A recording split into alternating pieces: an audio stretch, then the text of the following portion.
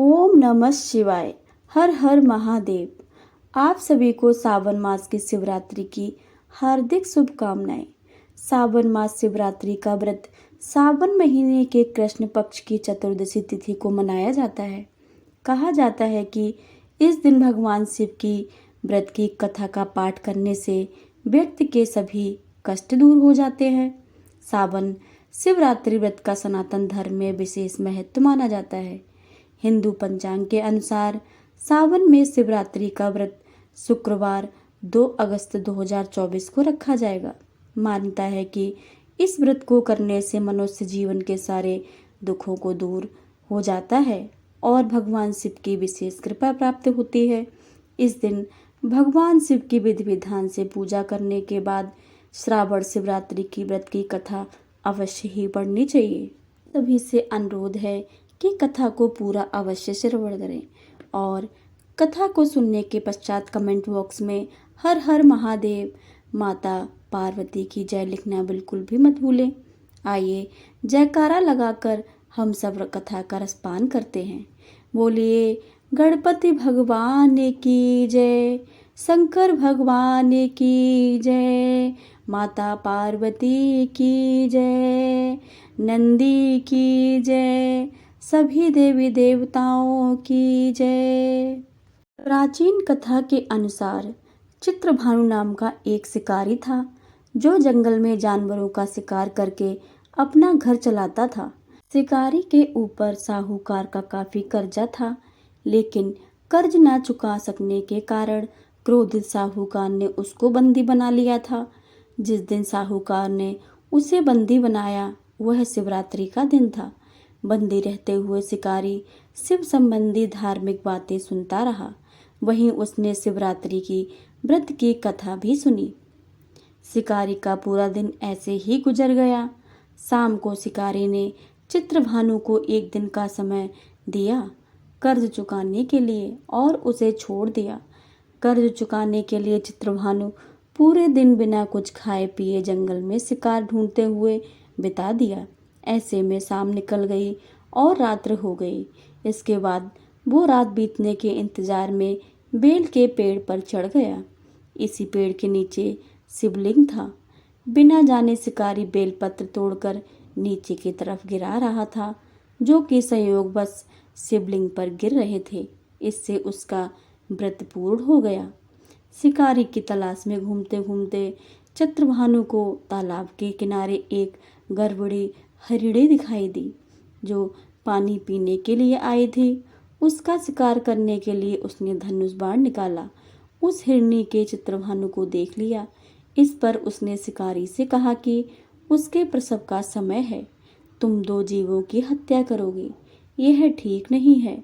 हिरणी ने शिकारी से वादा किया जब उसका बच्चा इस दुनिया में आ जाएगा तब वो खुद आएगी, तब वह उसका शिकार कर सकता है। लेकिन अभी उसे जाने दे।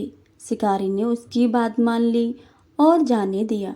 इसके बाद प्रत्यंचा चढ़ाने तथा ढीली करते समय कुछ शिवलिंग पर कुछ बेलपत्र गिर गए। ऐसे में चित्रभानु से अनजाने में शिव की प्रथम पहर की पूजा भी हो गई। कुछ देर बाद शिकारी को एक और हिरणी दिखाई दी। उसे देखकर शिकारी बहुत खुश हुआ और शिकार करने के लिए तैयार हो गया। हिरणी ने उससे निवेदन किया कि वो कुछ ही देर पहले ऋतु से निवृत्त हुई है। मैं अपने प्रिय को ढूंढ रही हूँ।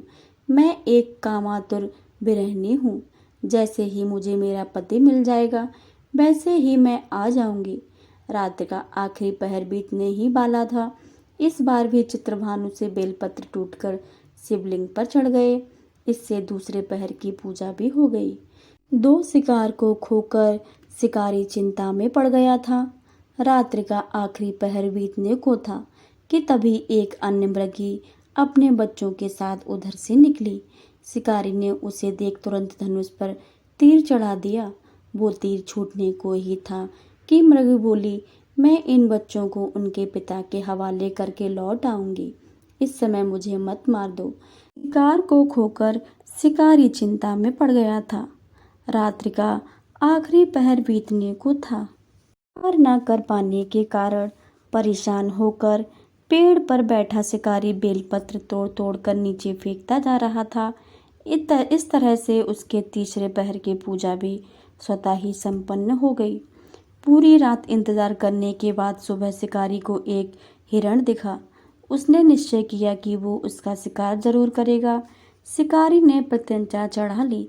इस पर हिरण ने कहा कि अगर उससे पहले आई 3 हिरनियों और उनके बच्चों का शिकार उसने किया हो तो उसका भी शिकार कर ले, जिससे उसे उनके वियोग में दुखी ना होना पड़े।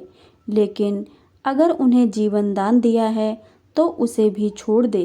जब वो उन लोगों से मिल लेगा तो वो आ जाएगा। यह सुनकर शिकारी ने उस हिरण को रात भर का घटनाक्रम बताया।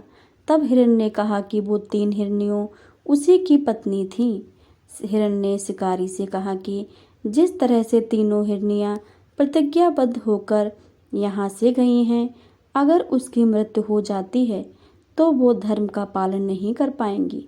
हिरण ने कहा कि जिस तरह उसने विश्वास पर हिरनियों को जाने दिया है, उसी तरह से उसे भी जाने दे। वह जल्दी ही पूरे परिवार के साथ शिकारी के सामने हाजिर हो जाएगा। जाने अनजाने में ही सही उपवास, रात्रि जागरण और शिवलिंग पर बेलपत्र चढ़ाने से शिकारी का हिंसक हृदय अब निर्मल हो गया था। उसके हाथ में धनुष छूट गया और उसने मृग को जाने दिया। थोड़ी देर में वह मृग सब परिवार शिकारी के सामने उपस्थित हो गया। किंतु जंगली पशुओं की ऐसी सत्यता और सामूहिक प्रेम देखकर शिकारी को बड़ी ग्लानि महसूस हुई।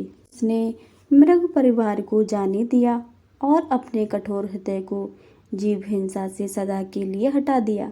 शिकारी के ऐसा करने पर भगवान शंकर ने प्रसन्न होकर उसे अपने दर्शन दिए और उसे सुख समृद्धि का वरदान देकर गुह नाम प्रदान किया।